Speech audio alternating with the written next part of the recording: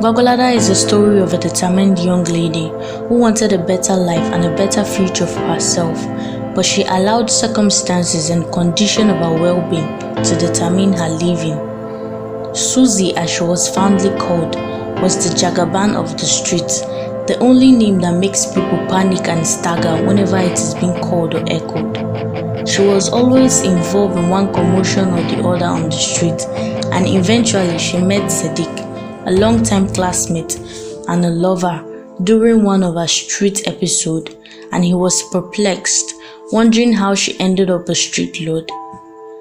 The first scene opens on Sadiq having a conversation with Susan to know why and how she got to this level. Susan, how did you end up like this? I mean, why are you living on the streets? What kind of lifestyle is this? What prompted you to choose this path?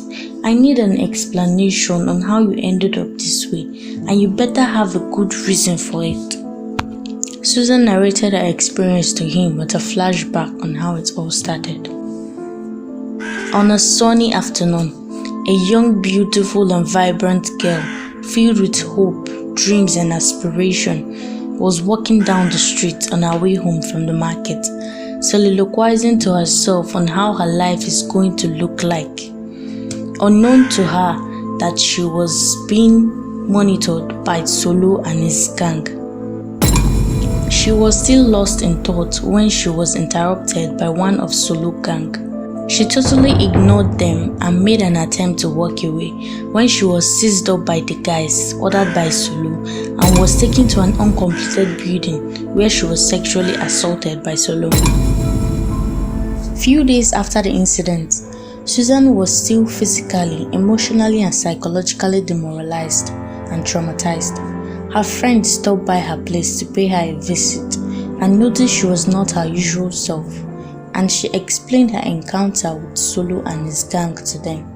They felt bad for her and sympathized with her, and they decided to get back to Solo and his guys and promised to make him pay for what he did to their friend Susan.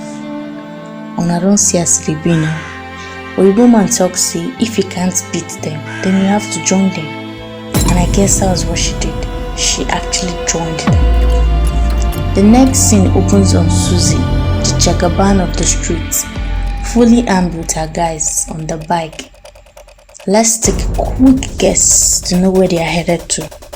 Immediately they got to Oga Solo's arena. His boys took off to their heels because the type of weapon which Susie and her babes carry no be their mates.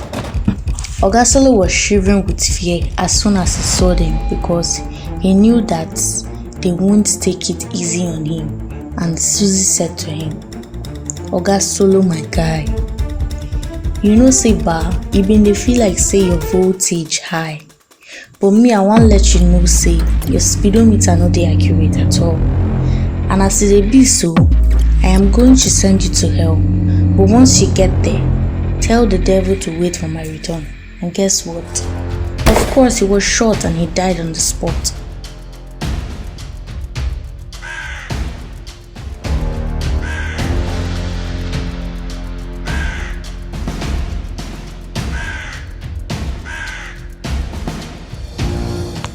Now let's go back to time. This was how it all started, and as you can see, this is where I am today. I don't know what to do and I can't change it. This is me. Susan, my dear, I understand where you are coming from and your reasons, but I can still tell you that it doesn't really worth it. Irrespective of the trauma you suffered, you can still have a better life out there. Sadiq, do you really feel that I can still have a better life with all I've done? I am a murderer. I've murdered so many people, not once, not twice. Definitely, all you have to do is willingly forsake this lifestyle. Pick up your dream and chase them in the right way. I believe in you and I know you will overcome this phase of life, and I will gladly be there with you every step you take. Are you sure about that? Yes, I am. Okay, let's give it a shot then. Thanks a lot, you're one in a million. And they exited happily. What a story.